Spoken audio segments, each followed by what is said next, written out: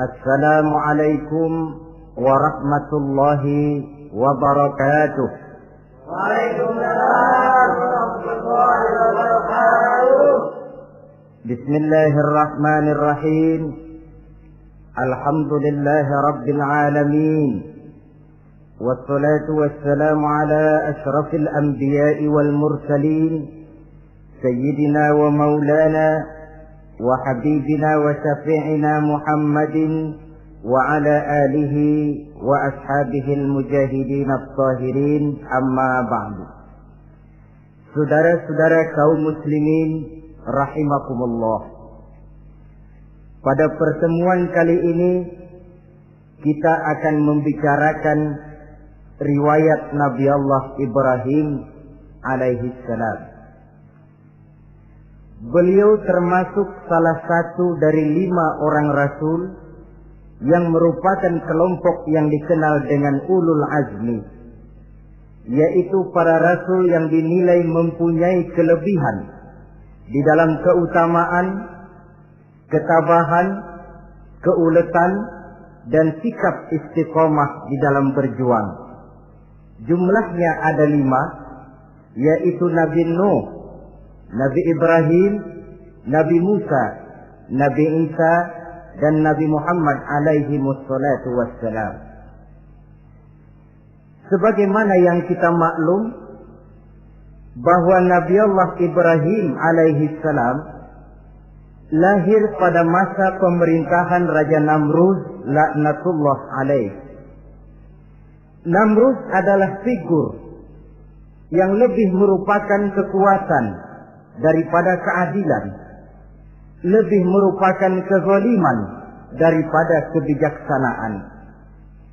Ia seorang raja yang memerintah secara sewenang-wenang, lalu dengan segala macam cara berusaha mempertahankan kekuasaannya.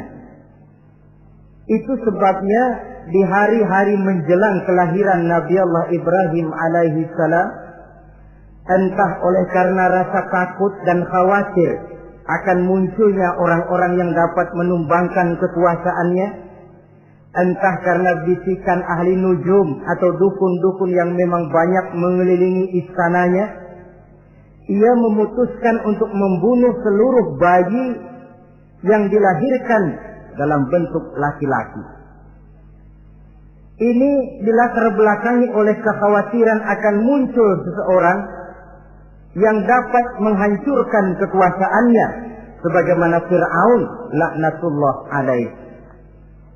Itulah sebabnya di zaman sebelum Nabi Ibrahim dilahirkan, Raja Namrud membuat peraturan.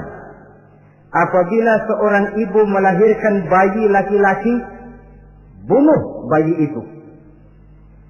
Seluruh perempuan hamil berada di bawah pengawasan aparatur negara, dan laki-laki dianjurkan untuk jangan dekat-dekat dengan istrinya guna menghindari terjadinya proses kehamilan ini. Entah berapa ratus bahkan berapa ribu bayi laki-laki yang jadi korban tanpa dosa dari sebab kelaliman pemerintahan Raja Namrud laknatullah alaih ini. Kita teringat kepada satu hadis di mana Rasulullah sallallahu alaihi wasallam pernah bersabda, ya'ti 'alan nasi zamanun ru'asa'uhum kal asad wa wuzara'uhum kal zi'ab wa qudatuhum kal kilab wa katsirun nasi yawma idzin kal aghnam. Pada suatu saat, kata Nabi, akan datang di tengah masyarakat manusia, di mana pada masa itu muncul pemimpin-pemimpin yang bertingkah laku seperti singa. Ru'asa'uhum kal asad. Pemimpin-pemimpin mereka bertingkah laku seperti singa. Saudara kenal singa? Saudara boleh periksa.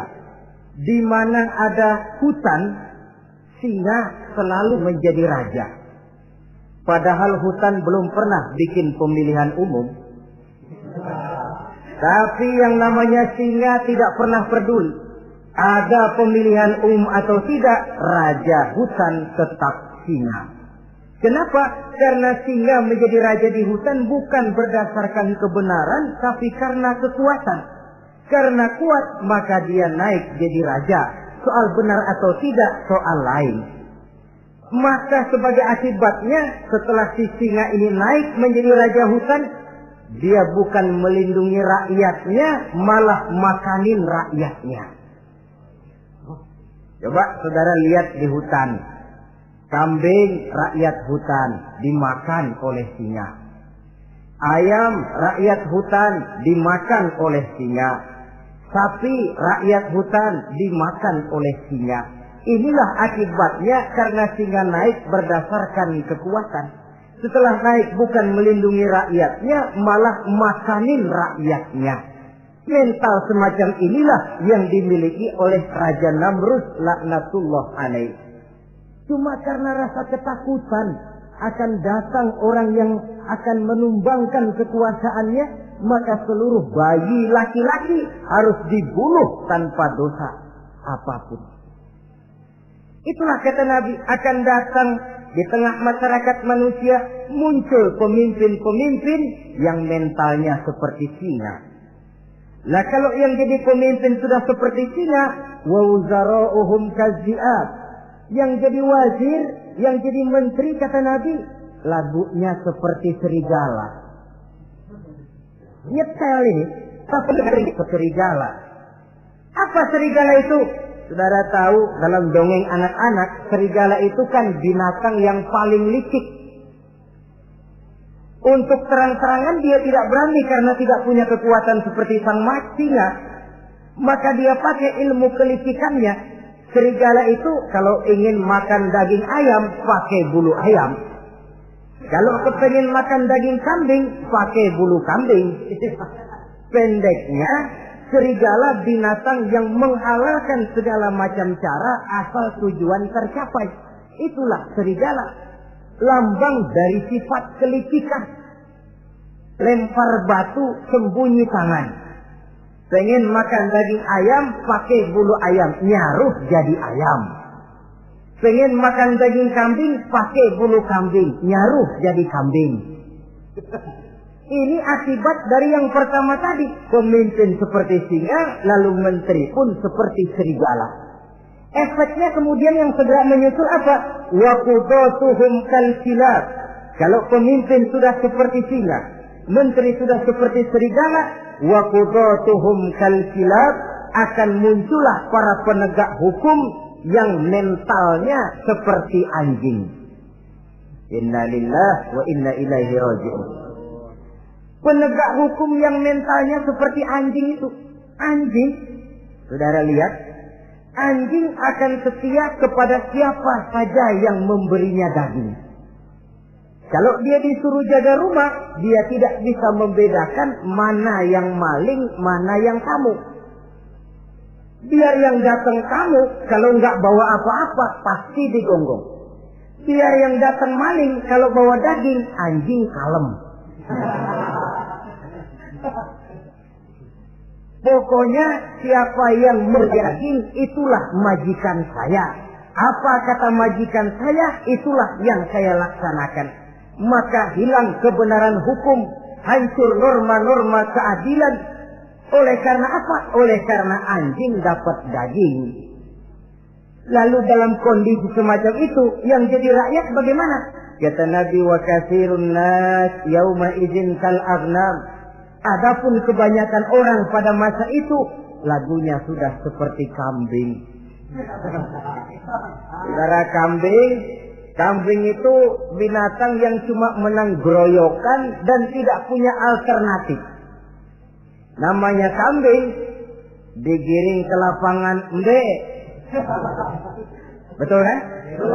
Digiring ke kuali embe, dikasih makan rumput embe, sampai pun mau dipotong masih embe juga.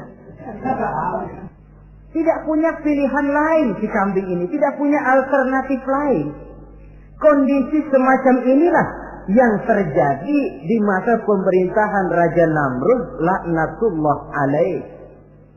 Oleh karena diiming-iming, dibisiki oleh dukun-dukunnya, oleh nujum-nujum yang mengelilingi istananya, bahwa akan datang seorang anak laki yang kelak akan menumbangkan kekuasaannya, dia mengeluarkan peraturan.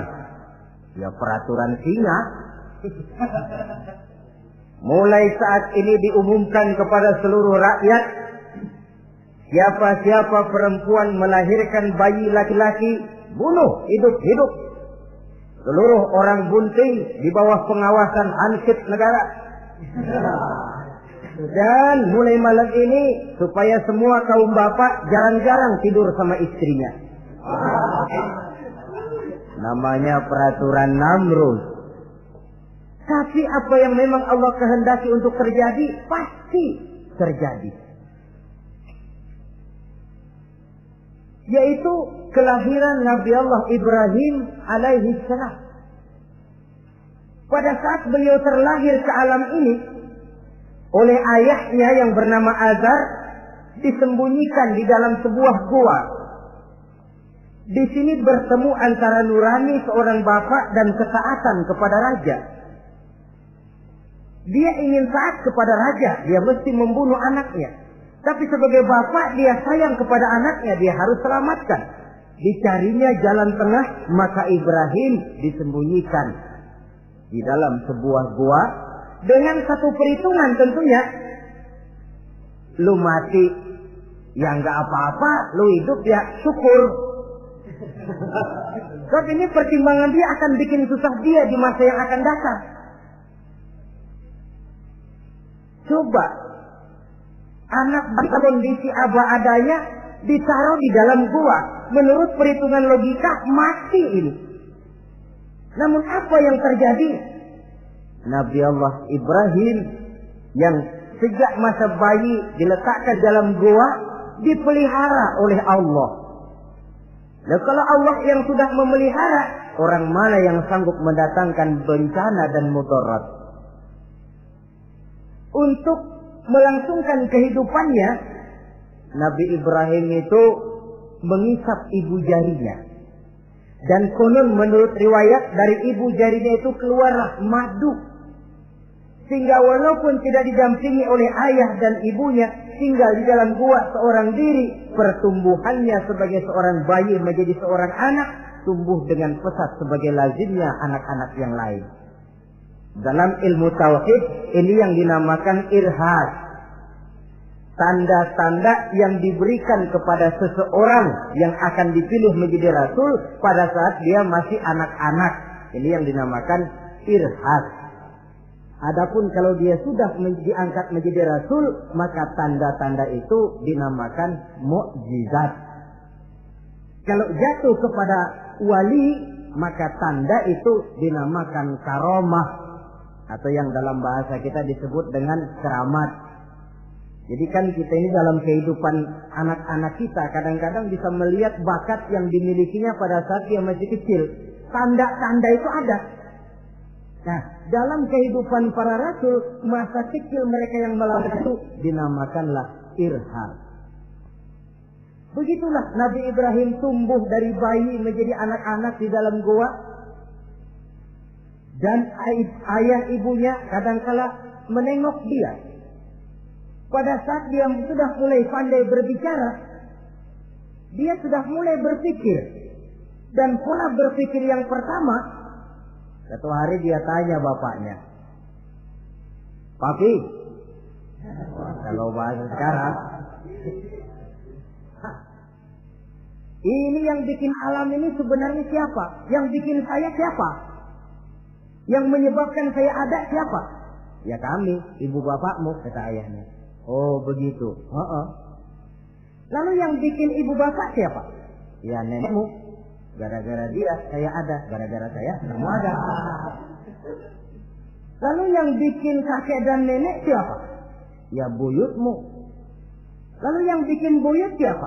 "Ya bapaknya buyut." "Yang bikin bapaknya buyut?" "Ya kakeknya buyut." Kalau gitu nggak pernah selesai dong. Tentu akan ada pencipta pertama. Siapa pencipta pertama itu? Bapaknya buntu. "Lu jangan usil dah. Temen-temen lu juga nggak pernah nanyain urusan kayak begini. Saya nggak puas, Pak. Begini sekarang, saya mau tanya. Ini kaum kita nyembah apa? Nyembah berhala. Nah yang bikin berhala itu siapa? Saya, bapakmu, Hazar. Kaum kita menyembah berhala, ini bapak. Kenapa nggak nyembah bapak aja kok tanggung-tanggung? Jawaban ayahnya tidak membuat ia jadi puas. Terus merenung siapa gerangan pencipta pertama, siapa gerangan yang patut disembah dengan sebenarnya, siapa gerangan pencipta alam semesta ini. Bila malam datang, dia melihat bintang gemintang bertabur menghias cakrawala. Dia berkata, "Ini yang patut dianggap Tuhan, tinggi, terang, benderang." Tapi manakala besok pagi bintang tenggelam, dia pun bilang, "La uhibbul afilin." Saya tidak suka kepada yang tenggelam. Masa Tuhan tenggelam? Ketika malam datang, bulan pun terbit. Nah, ini barangkali yang Tuhan. Ini lebih besar dari yang semalam. Tapi bila bulan pun terbenam, lagi-lagi dia bilang Tuhan tidak mungkin terbenam. Lalu bila matahari terbit, nah ini enggak salah lagi. Ini lebih gede dari yang dua-dua kemarin. Ini pasti Tuhan. Dan manakala matahari terbenam, dia pun berkata, Tuhan tidak akan pernah terbenam. Perjalanannya mencari Tuhan ini bisa saudara baca dalam surah Al-An'am ayat 76 sampai dengan ayat 79. Sampai Allah memberikan petunjuk kepadanya, mengangkatnya menjadi seorang rasul dan menyampaikan misi dakwahnya. Saudara-saudara kaum muslimin rahimakumullah. Dakwah yang pertama dilaksanakan tentu kepada bapaknya, kemudian kepada kaumnya. Secara psikologis ini kan makan nasi. Coba, kalau kita harus nasihatin orang lain yang tidak ada hubungannya dengan keluarga, barangkali biasa saja. Tapi nasihatin bapak sendiri, ini kan makan nasi. Mau didiamkan saja, batil dan sesat. Mau diceramahin bapak sendiri. Tapi bapak tinggal bapak, kewajiban melaksanakan dakwah jalan terus. Ini berarti bahwa tugas amar ma'ruf dan nahi munkar memang tidak mengenal posisi. Begitulah saudara-saudara, sampai kepada satu hari Nabi Ibrahim melaksanakan dialog dengan kaumnya. Saudara-saudara, hadhihi tamathil allati antum laha akifun. Surah Al-Anbiya ayat 51. Saudara-saudara, berhala-berhala ini yang bapak saya yang buat, inikah yang selama ini tuan-tuan sembah? Kaumnya menjawab, qalu wajadna aba'ana laha abidin. Iya, sebab nenek moyang kami, nenek moyang kita juga dulu nyembah itu. Bagaimana nenek moyang kita, begitulah kita. Jawab Nabi Ibrahim, laqad kuntum wa aba'ukum fi dhalalin mubin. Sebenarnya kamu dan nenek moyangmu sama, borongan satu gerbong sesat. Kok kamu ngikutin nenek moyang kamu? Mereka nggak berpikir, kamu nggak ikut berpikir. Mereka sesat, kamu ikut sesat. Kamu sudah hidup di satu zaman yang maju sekarang ini. Kenapa mau kembali ke zaman nenek moyang dulu? Menyembah berhala yang nyata-nyata tidak sanggup mendengar, tidak sanggup melihat, tidak sanggup memberikan manfaat mudarat. Pokoknya kalau kamu tidak tinggalkan berhala-berhala ini, suatu saat pasti akan saya sikat dan saya hancurkan. Jadi saudara-saudara, prinsip dakwah itu memang tentu harus bil hikmah wal mau'izatil hasanah, dengan bijaksana dan dengan nasihat-nasihat yang baik. Tapi kalau sudah mencegah suatu kemunkaran, kata Nabi, man ra'a minkum munkaran falyughayyirhu biyadihi. Siapa di antara kamu yang melihat suatu kemunkaran, hendaklah dia berusaha merubah dengan kekuatan tangannya. Kalau dengan tangannya dia tidak sanggup, fabilisani, hendaklah dengan lidahnya. Kalau itu pun dia tidak mampu, fabiqalbi, hendaklah dalam hatinya. Dan mencegah suatu kemungkaran dengan hati, itulah nilai iman yang terendah adanya. Nabi Ibrahim melihat bahwa watak menyembah berhala ini sudah berurat dan berakar. Kenapa? Mereka mengembalikan itu kepada kebiasaan dan tradisi nenek moyang. Sama juga di zaman kita sekarang ini. Sudah kita menegakkan tauhid, membina sebersih-bersih iman, menegakkan semulus-mulus tauhid. Ada juga kelompok orang yang mau mengembalikan kita ke zaman nenek moyang, ke zaman animis, menghidupi tradisi nenek moyang dalam hal ibadah, dalam hal ubudiyah. Tentu merupakan langkah kemunduran adanya. Dan ini bukan barang baru. Umat Nabi Ibrahim sudah memberikan contoh. Kenapa kami menyembah berhala? Sebab nenek moyang kami menyembah berhala. Nabi Ibrahim jawab gampang aja. Iya lo, borongan, segerbong, lempeng semua sesat. Kaum muslimin rahimakumullah. Dan bukan cuma kata, dibuktikan oleh Nabi Allah Ibrahim. Begitu Raja Namrud menurut satu riwayat bersama para tentaranya pergi berburu, Nabi Ibrahim ngintip-ngintip. Begitu Namrud keluar, beliau masuk.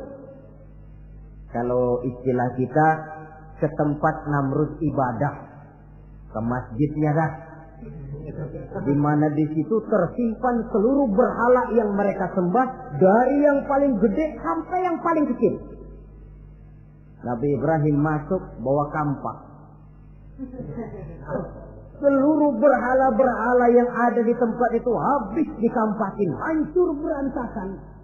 Kecuali berhala yang paling gede, itu ditinggalin, nggak diapa-apain, dan kampaknya ditaruh di tangan berhala yang paling gede. Memang kebetulan tangannya lagi teracung begini, digantungkan kampak di situ. Nabi Ibrahim keluar. Adapun Namrud, ketika dia pulang dari perburuannya, mau melaksanakan ibadah, bukan main terkejutnya melihat Tuhannya berantakan.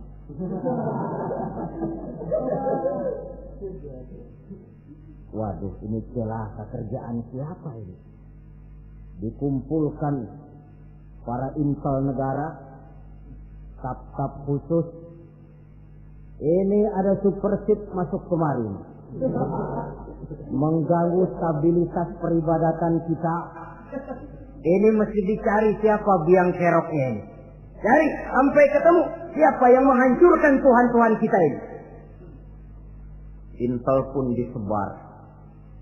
Ada yang ke kota, ada yang ke desa, ada yang pokoknya ke seluruh penjuru.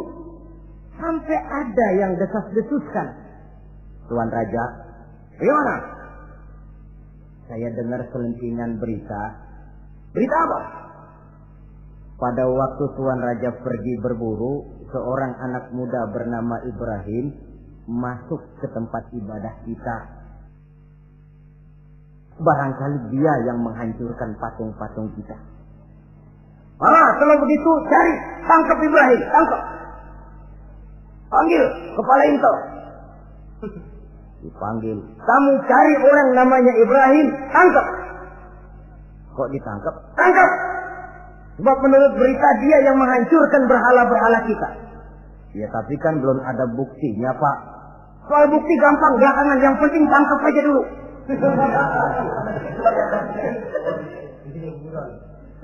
Ini supersip ini. Saudara-saudara, dicarilah Nabi Allah Ibrahim, ketemu, dihadapkan kepada Raja Namrud, disidang di pengadilan terbuka, disaksikan orang banyak, dibuka oleh Raja Namrud. Sidang luar biasa dalam rangka memeriksa dan mengadili tertuduh Ibrahim. Dengan ini kami nyatakan dibuka untuk umum. Terdakwa supaya dibawa ke dalam ruangan sidang. Dihadapkan Nabi Ibrahim. Nama Ibrahim. Orang tua. Tuduhan menghancurkan berhala. Hadza bi alihatina ya Ibrahim. Hai Ibrahim, benarkah kamu yang menghancurkan Tuhan-Tuhan kami? Ah, siapa bilang? Ada berita yang sampai kepada kami. Ketika kami keluar, kau masuk ke tempat kami ibadah. Ngaku aja dan ngaku. Daripada urusan jadi panjang, mendingan ngaku aja dah. Kata Nabi Ibrahim, enggak. Bal fa'aluhu kabiruhum hadha. Yang menghancurkan berhala-berhala Tuhan, berhala yang paling besar ini. Yang paling besar ini. Besarnya nunjuk ke patung, ininya nunjuk ke dirinya. Kabiruhum kepada berhala, hadha kepada dirinya sendiri. Wah, enggak, kata Nabi Ibrahim. Setahu saya enggak semua berhala hancur. Saya dengar yang paling gede enggak apa-apa. Ya. Dan ada kampak di tangannya. Kali yang gede tuh iseng. Jadi yang kecil-kecil ini dikampakin semua sama yang gede. Buktinya kampak masih ada di tangannya, kok tanya aja dia. Kata Namrud, Ibrahim, kamu sudah gila apa? Kenapa? Masa kayak disuruh nyembah berhala, disuruh nanya berhala?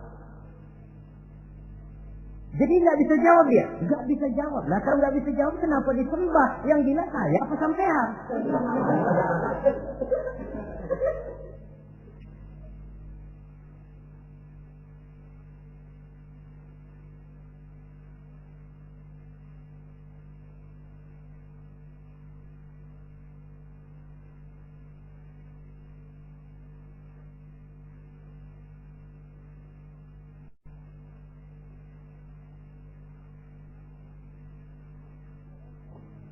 Merasa tidak sanggup menghadapi argumentasi yang diajukan oleh Nabi Allah Ibrahim, Namrud salap.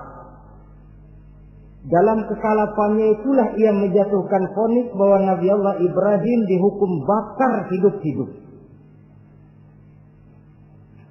Pada hari yang ditentukan, dikumpulkanlah kayu bakar sebanyak-banyaknya, sehingga merupakan timbunan besar yang menyerupai sebuah bukit kecil. Apabila segalanya telah siap, kayu bakar itu pun disulut orang, dan api mulai menjilat ke sana kemari, makin lama makin besar, makin lama makin besar, sehingga tentara Namrud bingung. Ini Ibrahim bagaimana ngebakarnya? Kalau kita anterin ke api, kitanya ikut angus, dilemparin gak mungkin sampai. Lalu mereka menemukan akal, dibuat semacam lentingan busur panah. Kalau istilah kita di kampung kayak selepetan begitu. Sehingga Nabi Ibrahim dilemparkan dan tepat jatuh di tengah kobaran api yang menggunung. Namrud tentu saja memandang dengan perasaan puas. Segenap konco-konco dan antek-anteknya melihat dengan hati yang lega. Dan semuanya merasa hancur sudah. biang kerok yang selama ini menjadi racun dan duri dalam kehidupan kita. Tapi rupanya yang mereka mau lain dengan yang Allah mau. Ketika Nabi Allah Ibrahim hampir masuk ke tengah kobaran api yang menggunung itu, datanglah perintah Allah kepada api. Ya naru kuni bardan wa salaman ala Ibrahim. Hai api, dinginlah kamu, selamatkan Nabi Ibrahim. Api ini tunduk kepada perintah Allah. Ia pun dingin. Sehingga Nabi Ibrahim di tengah kobaran api yang menggunung, seujung rambut pun tidak terbakar, malah kedinginan di tengah kobaran api. Lalu api ini dari besar, makin lama makin kecil, makin lama makin kecil, akhirnya padam. Yang ada tinggal tumpukan arang dan debu. Kata Namrud, mampus loh Ibrahim, rasain. Barangkali istilah kita nih, makan pencarian lo. Pakai bertingkah mencaci maki Tuhan kami, menghancurkan berhala-berhala. Sekarang rasakan hasil usahamu. Sorak-sorai pun kedengaran. Begitu lagi sorak-sorak dari tumpukan abu dan arang itu gerak-gerak. Kerusak. Kok ini ada arang bergerak-gerak? Rupanya dilihat-lihat, makin lama makin nyata, Nabi Ibrahim keluar dari tumpukan arang dalam keadaan utuh, tidak kurang satu apapun. Sebenarnya andai kata Namrud mau menggunakan akalnya, saat itu dia tentu menemukan satu hal yang luar biasa. Satu kebesaran yang kalau dia mau merenung akan sampai kepada kekuasaan yang serba maha. Tapi karena ketika itu hatinya sudah dipenuhi nafsu, ditutupi oleh kesombongan, dia buta terhadap kenyataan itu. Kaum muslimin rahimakumullah, akhirnya Nabi Allah Ibrahim ini diteror langsung oleh orang tuanya. Kata abahnya, aradibun anta an alihati ya Ibrahim. Ibrahim, kau benar-benar tidak senang kepada Tuhan-Tuhan kami, berhala-berhala ini? La in lam tantahi la arjumannaka wahjurni maliya. Kalau engkau tidak berhenti, hai Ibrahim, tidak berhenti memperkenalkan Tuhan seru sekalian alam, tidak berhenti mencela dan mencaci bahkan menghancurkan berhala-berhala kami, la arjumannaka, akan kami rajam kamu. Iya, kalau raja yang ngancam begini, orang tua beliau sendiri ngancam begini. Itulah tantangan dakwah, saudara-saudara. Kita melaksanakan dakwah ini tempo-tempo berhadapan dengan penguasa yang mentalnya macam Namrud. Tempo-tempo berhadapan dengan orang kaya yang pelitnya macam Qarun. Tempo-tempo berhadapan dengan orang tua yang mentalnya macam Azar. Orang tua yang kaku, yang tidak mau terbuka terhadap kenyataan. Istilah di kampung kita, orang tua yang laceng. Tahu laceng? Udah salah kenceng. Sulit benar menerima pembaruan yang membawa umat kepada masalah-masalah yang memang nyata lebih baiknya. Itulah tantangan di dalam melaksanakan tugas dakwah, dan ini dihadapi oleh Nabi Allah Ibrahim. Ayahnya terakhir memberikan tekanan, kalau kau tetap melaksanakan misimu, tidak engkau mau berhenti dari tugas dakwah ini, awas Ibrahim, la arjumannaka, akan aku rajam, akan kami lontari kau dengan batu, wahjurni maliya, pergi kamu dari sini. Ya Allah, diputuskan hubungan. Kalau memang engkau berkeras dengan tugas dakwahmu, persilakan Ibrahim keluar, pergi saja dari sini. Diusir oleh orang tuanya sendiri. Inilah hidayah, saudara-saudara. Oleh sebab itu, tugas utama kita kaum muslimin sebenarnya bukan mengislamkan orang, tapi menyampaikan Islam. Tugas kita ialah menyampaikan Islam, bukan mengislamkan orang. Sebab orang mau Islam atau tidak, itu urusan hidayah dari Allah. Jangankan kita, Nabi Ibrahim tidak sanggup mentauhidkan ayahnya Azar. Nabi Nuh tidak bisa mengislamkan putranya Kan'an. Bahkan Nabi kita Muhammad sallallahu alaihi wasallam pun tidak bisa memberikan hidayah kepada Abu Jahal dan Abu Lahab.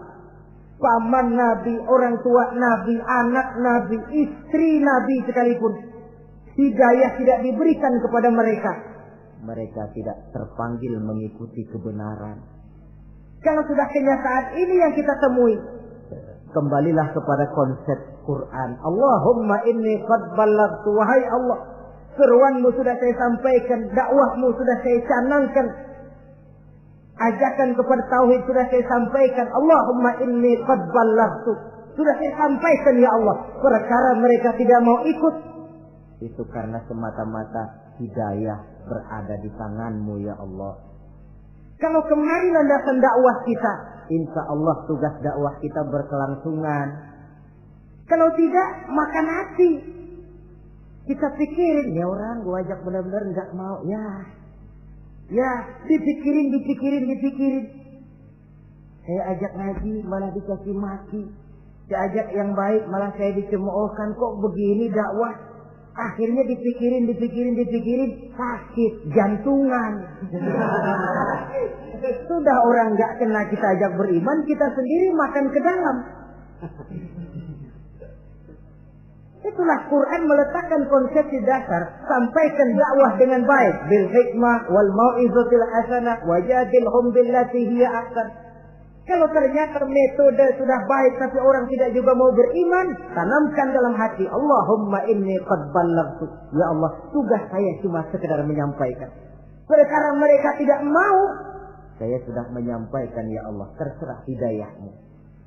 Kelapangan jiwa akan kita temui di sana. Entah berhadapan dengan penguasa yang punya mental kayak Namrud, bertingkah laku sewenang-wenang, aji mumpung, mentang-mentang kuasa lalu saenake dhewe.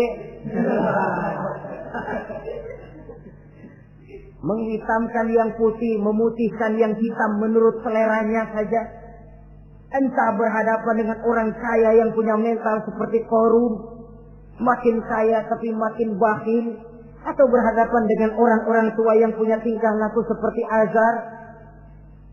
Diperlukan sikap lapang dada untuk menyampaikan risalah Islam ini. Terhadap reaksi keras dari abahnya ini apa? Kata Nabi Ibrahim. Surah Maryam ayat 47 menjelaskan, Salamun alaika, sa'astaghfiru laka rabbi, innahu kana bi hafiyya, wa a'tazilukum wa ma ta'buduna min dunillah. Kalau memang begitu Abah, Salamun alaika. Oke Abah, selamat jalan. Marilah kita tempuh jalan kita masing-masing. Saya memang anak Bapak, tapi tauhid adalah prinsip. Allah Tuhan saya. Ini prinsip. Kalau Bapak tidak mau mengikuti seruan saya, padahal saya sayang kepada Bapak, saya cinta kepada Bapak, saya tidak ingin Bapak bersekutu dengan setan, saya tidak ingin Bapak menemani setan di dalam neraka, saya ingin menyelamatkan Bapak. Tapi ini rupanya vonis Bapak. Hendak merajam saya, mengusir saya dari sini. Oke, Bapak. Salamun alaika. Selamat jalan. Sa'astaghfirullah.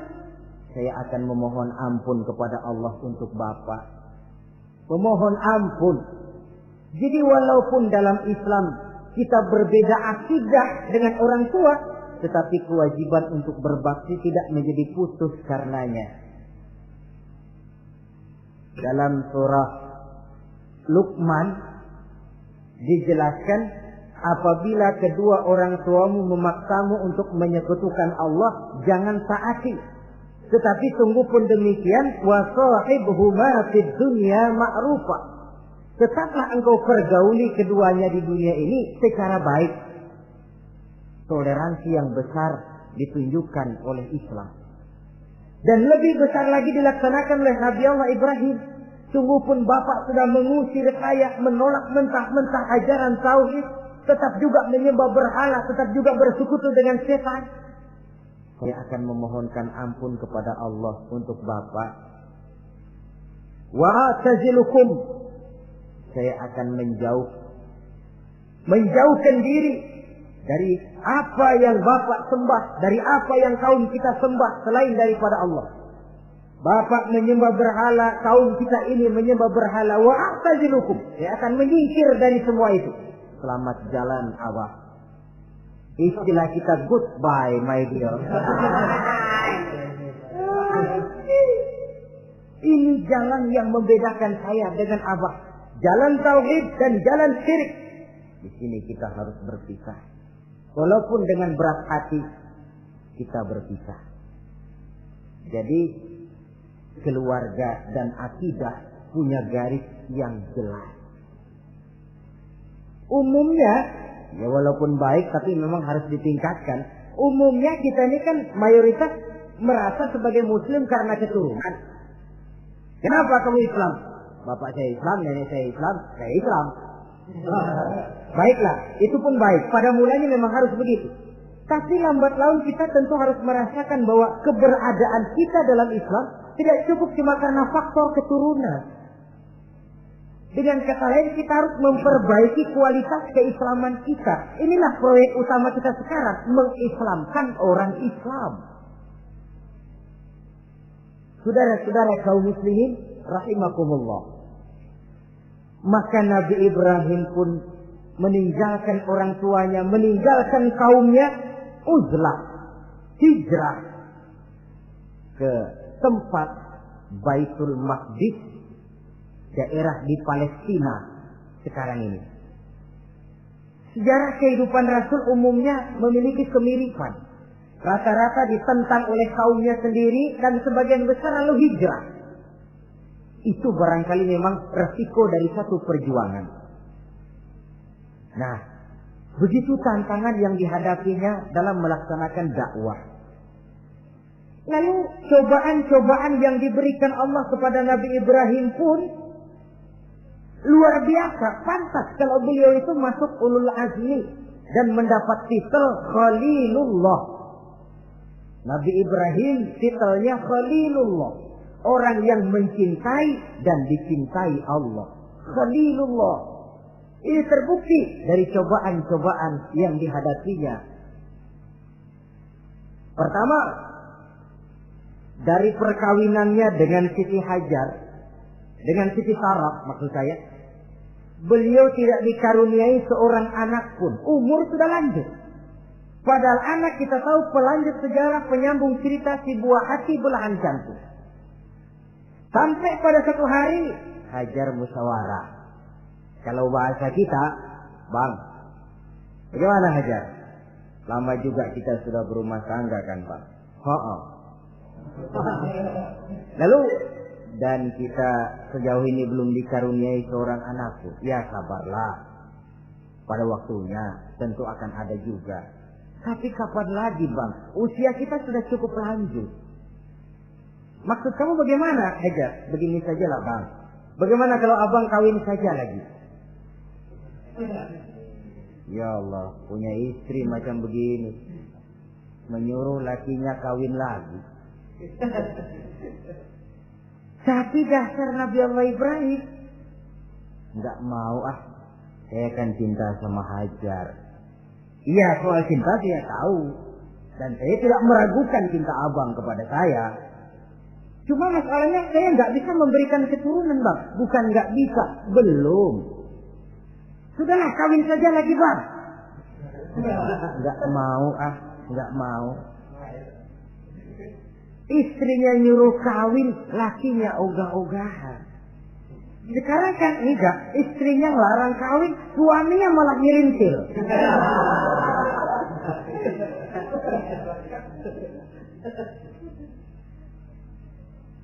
Sampai ketika didesak kata Ibrahim, ya kalau itu yang Sarah Hajar mau, biarlah, jadilah.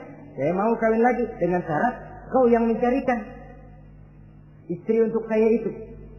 Oleh Siti Hajar dipilihkan Siti Sarah.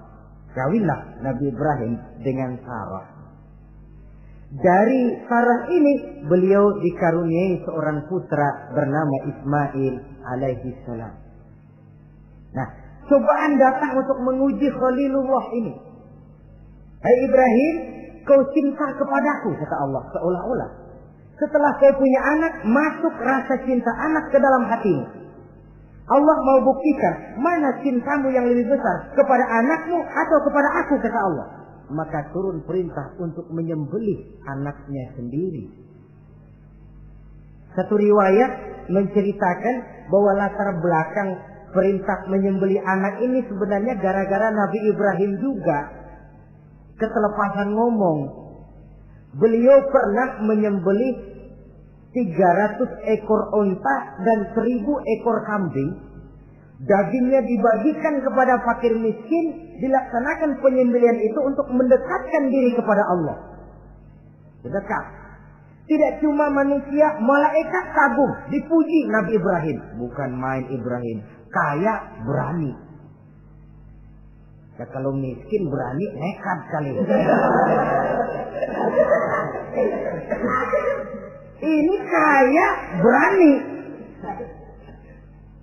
Menyembelih 300 unta, 1000 kambing, dagingnya disedekahkan kepada fakir miskin. Luar biasa Ibrahim. Ketika dipuji orang banyak itulah beliau timbul sifat manusianya. Apa kata beliau? Saya mah jangankan kambing sama unta, anak juga kalau saya punya disuruh potong, saya potong untuk mendekatkan diri kepada Allah. Kenapa ketelepasan ngomong begitu? Sebab waktu itu belum punya anak. Ngomongnya enak. Sama juga kita, goma kalau punya motor, siapa juga ketemu di jalanan, gue boncengin. Lagi belum punya. Kalau udah punya, lain gayanya. Itu biasa itu, omongan orang belum kaya emang begitu.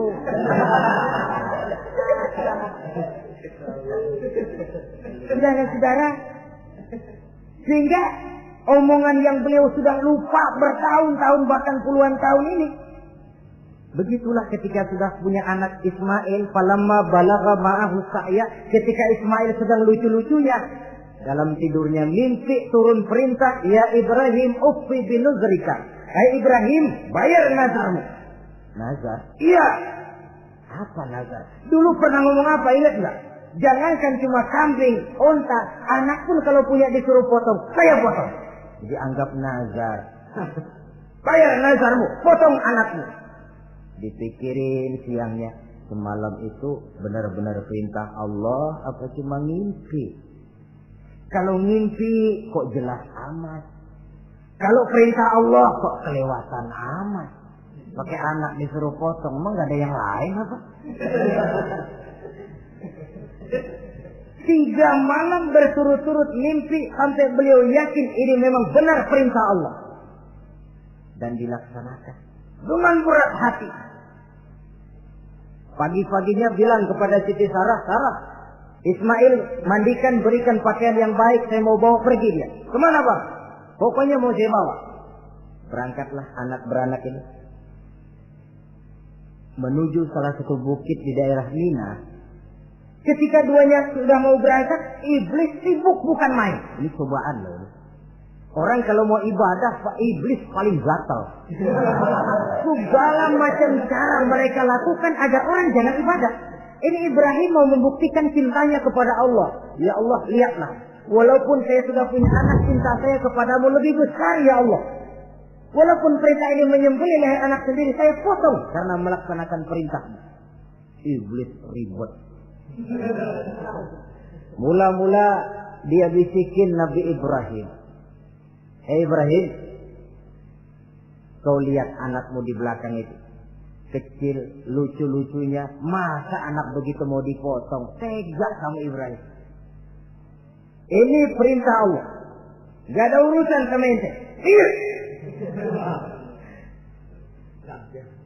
Kata iblis, waduh mantap juga nih. Kalau suaminya gagal, istrinya kali. Biasanya perempuan perasaannya lebih tinggi daripada pikirannya. Ini Siti Saroh barangkali, kalau Siti Hajar barangkali, kalau saya perdayai bisa terpedaya. Hajar, ya. Kamu tahu anakmu Ismail mau dibawa kemana? Saya tidak tahu. Mau dipotong oleh suamimu Ibrahim. Mau dipotong. Dipotong. Kok bisa begitu? Iya, katanya ini perintah Allah. Iblis, kalau memang ini perintah Allah, jangankan cuma anak saya Ismail, saya juga ibunya mau ikut dipotong. Wah, kata iblis, ini gilaan lagi dari laki. Saya kira karena perempuan bisa barangkali dilemahkan semangatnya, saya tidak. Ismail nih masih kecil kali ini, gampang dikelecehin. Ismail, kau mau dipotong oleh ayahmu? Dipotong. Dipotong. Kok bisa begitu? Katanya perintah Allah. Kalau memang ini perintah Allah, saya siap. Iblis mau ngomong lagi, Nabi Ibrahim Ismail ngambil batu disambitin iblis. Izhab ya la'in, pergi, laknat, terkutuk kamu. Nyambitinnya itu sampai sekarang jadi ikutan dalam salah satu pelaksanaan ibadah haji yang disebut jumrah, melontar. Itu simbol permusuhan abadi antara manusia dengan iblis. Jadi kalau ada orang mau berbuat baik, iblis itu datang dari 3 penjuru. Dari bapak, dari anak, dari istri. Kadang-kadang bapaknya nggak kena, istrinya dibujukin. Laki lono sok loyar menyumbang masjid. Jangan kasih duit, simpan aja baik-baik. Istri nggak kena, anak. Segala macam cara iblis berusaha. Baru sampai di bukit yang dituju, Nabi Ibrahim buka kartu. Ismail, abah diperintah Allah menyembelih lehermu. Bagaimana? Kerjakan apa jangan? Kalau memang itu perintah Allah, kerjakan apa? Insya Allah abah akan menemukan saya termasuk orang sabar. Ini jawaban anak soleh. Coba kalau jawaban anak pintar nggak soleh, bukan begitu. Ismail, saya disuruh motong lehermu. Bagaimana? Kenapa saya pak? Bapak aja yang tuaan potong.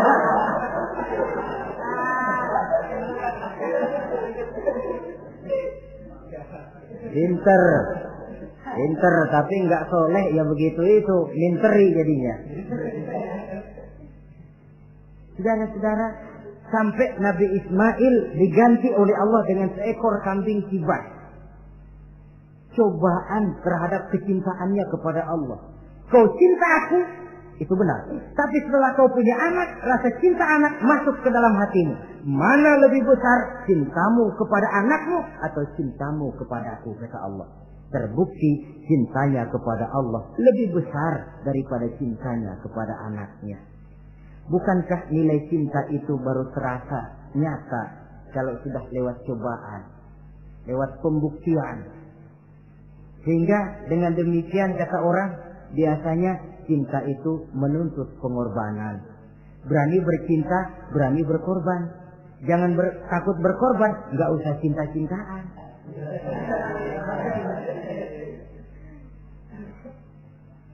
Saudara-saudara, sebab kalau orang sudah berbuat untuk sesuatu yang dicintainya, sangat boleh jadi si lemah akan jadi kuat, yang jauh jadi terasa dekat, yang takut jadi berani. Kalau orang sudah melakukan sesuatu untuk yang dicintainya.